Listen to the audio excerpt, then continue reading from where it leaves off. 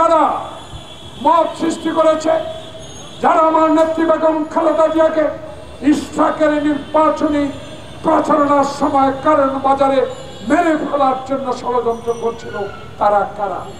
এই সকল মিডিয়া ব্যক্তিত্বরা সেদিন ফটো সহ ওই সকল লোকের ছবি বাংলাদেশের মানুষের কাছে পৌঁছে দিয়েছিল। সেই মব রানী, মাস্টার মাইন্ডের রানী শেখ হাসিনা সেদিন কর্ণপাত করেন। আমি তাই সালাউদ্দিন রিজভীকে ধন্যবাদ জানাচ্ছি, আমার নেতা তারেক রহমানকে ধন্যবাদ জানাচ্ছি।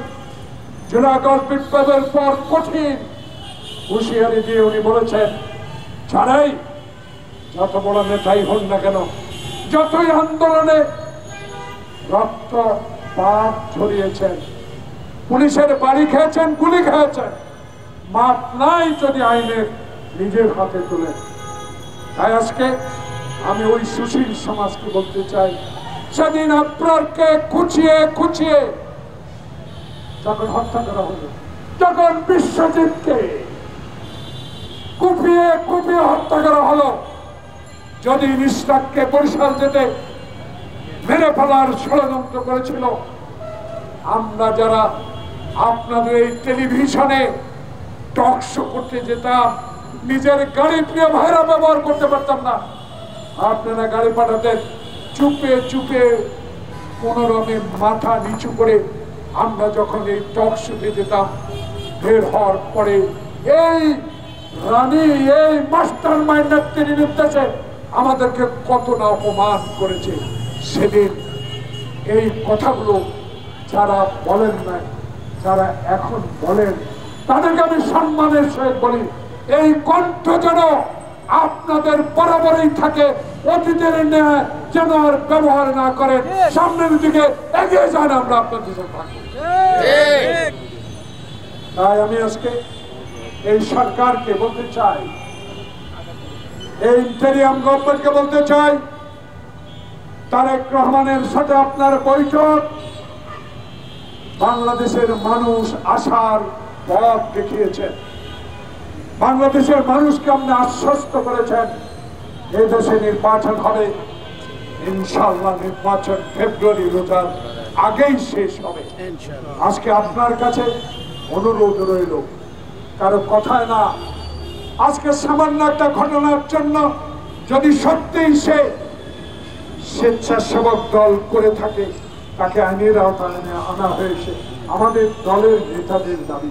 কিন্তু বাংলাদেশে এখনো কেন 4 দিন হলো, উপদেষ্টা মহোদয়, জাহাঙ্গীর সাহেব, আপনাকে আমি অন্তত ভালো করে চিনি, আপনার সাথে যুদ্ধ করার সৌভাগ্য আমার হয়েছে। সেই যুদ্ধের কথা আপনি মনে করেন, আজকে মামলা হয়ে গেল, আজকে 8 মাস আগে আমি মামলা করলাম হারুনের বিপ্লবের বিরুদ্ধে। কেন, কি কারণে, কোথায় হারুন, কোথায় বিপ্লব? স্বরাষ্ট্রমন্ত্রী, উপদেষ্টা মহোদয়, আপনার সচিব, আপনার উপসচিব, আপনার এডিশনাল সচিব, আপনার ডিএমপির কমিশনার, আপনার আইজি, আপনার এতগুলা ডিসি ঢাকা মেট্রোতে, তারা কি জানে না? কেন তাদেরকে আইনের আওতায় আনা হয় না? কেন হাবিবুল আওয়াল না কি নাম, কোথায়? শুনতে পেলাম আজকে পত্রিকায়, অনেক পত্রিকায় দেখতে পেলাম তার এক ভাই নাকি পুলিশের উচ্চ পর্যায়ে কর্মরত আছেন, আমি জানি না। রকিব সাহেব কোথায়? কেন তাদেরকে গ্রেফতার করা হয় না? যারা বলেছে আমি ঘুমিয়েছিলাম, একটি সাংবিধানিক প্রতিষ্ঠানের প্রধান, আপনি ঘুমিয়ে থাকেন, আপনি ঘুম থেকে উঠে বলেন নির্বাচন সুষ্ঠু হয়েছে। কেন ডক্টর ইউনূস সাহেব, প্রধান উপদেষ্টা মহোদয়, কেন গ্রেপ্তার আইনের আওতায় এখনো আনা হলো না? সব কিছু মানুষ বলে, আপনারা জানেন। পুলিশ চাইলে,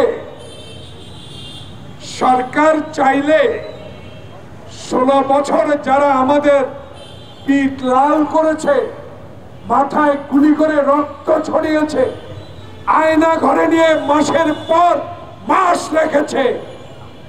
তখনকার গোয়েন্দা যদি ফারুক সাহেবের স্ত্রী মেয়ে কোথায় থাকে, মির্জা আলমগীরের মেয়েরা কোথায় থাকে জানতে পারে, তারাই তো কিছু কিছু লোক আপনাদের কাছে আছে, তাদেরকে দিয়ে কেন গ্রেফতার করান?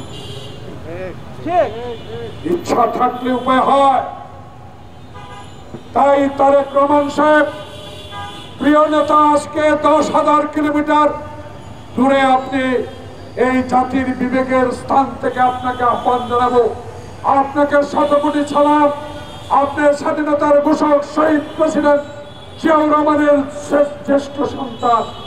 বাংলাদেশে আপনি যে অবিচার পেয়েছেন, সেই আপনার করুণ অবস্থা আমি নিজেই চোখে দেখেছি জেলখানায়। ভালো লোক আপনি রিমান্ডে নিয়ে গেল ঢাকা জেল থেকে, আমরা তাকে বিদায় দিলাম। 7 দিন পর তারেক রহমান সাহেব আসলো স্ট্রেচারে, তার মেরুদণ্ড ভেঙে দিলেন, চলে গেল দেশের বাইরে। এই সরকার হাসিনার এই সরকার থেকে বাঁচলো না, বিনা কারণে রায় দিয়ে তাকে বিচারের আওতায় আনলেন। আজকে তাই আপনার কাছে অনুরোধ রইল, আপনি যেই সময়টুকু 16 বছর ধৈর্য ধরেছেন, বাকি এই 11 মাসও আপনি সরকারের উপর বিশ্বাস রেখে আমাদেরকে সাহস জুগিয়েছেন। ইনশাল্লাহ আপনার এই সাহসের বাতি করে আমরা লক্ষ লক্ষ লোক আপনার সাথে আছি। বাংলাদেশে 91-এর মতো একটি নির্বাচন অনুষ্ঠিত হবে। সেই নির্বাচনে বাংলাদেশের মানুষ আপনাকে ইনশাল্লাহ ভোট দিয়ে সরকার গঠন করার বলতে চাই। নতুন দল জুলাই বিপ্লবের অগ্নি কণ্ঠস্বর আপনারা। আমার বাচ্চার যে বয়স, আপনার সেই বয়স। দল করেন, প্রতীক নেন, রেজিস্ট্রেশন হোক। নির্বাচনের লড়াই রমজানের আগে হবে, তার আগে কেমনে বলেন 200 সিট আপনি পাবেন? কিসের ইঙ্গিত? 300 সিট পাবেন, কিসের ইঙ্গিত দিচ্ছেন? আগে তো বলেছি আমার বাচ্চার সমান আপনার বয়স, আর আপনার জন্মের ভাগ থেকে রাজনীতির সাথে আমাদের সম্পর্ক। ৬২-র আন্দোলন দেখেছি, ৬৯-এর আন্দোলন দেখেছি, ৬২-র শিক্ষা আন্দোলন দেখেছি, ৭১-এর যুদ্ধ দেখেছি, এরশাদ বিরোধী আন্দোলন দেখেছি, হাসিনা বিরোধী আন্দোলন দেখেছি। আপনাদের আন্দোলনকে যদি তারেক রহমানের বিএনপি সহ যারা আমরা রাজপথে ছিলাম তারা সমর্থন না করতাম, পশ্চিম কালো আপনারা এই আন্দোলনে সফল হতে পারতেন না। আপনাদের এই সফলতাকে আমরা অস্বীকার করি না, কিন্তু কথাবার্তাগুলো যেন সুন্দর হয়। কারণ আমাদের দল বলেছে, আসুন রাজনীতি করেন, ক্ষমতায় বসেন, যদি জনগণ ভোট দেয়। হাসিনার মতো দিনের ভোট রাতে করে মরা ব্যক্তির ভোট দিয়ে 10টা হুন্ডা গুন্ডা দিয়ে নির্বাচন কেন্দ্র দখল করে ক্ষমতা যাওয়ার আশা আর বাংলাদেশে কোনোদিনও করবে না। বাংলাদেশের মানুষ অনেক দেখেছে, শেখ মুজিবকেও দেখেছে, কিন্তু সমালোচনা করে।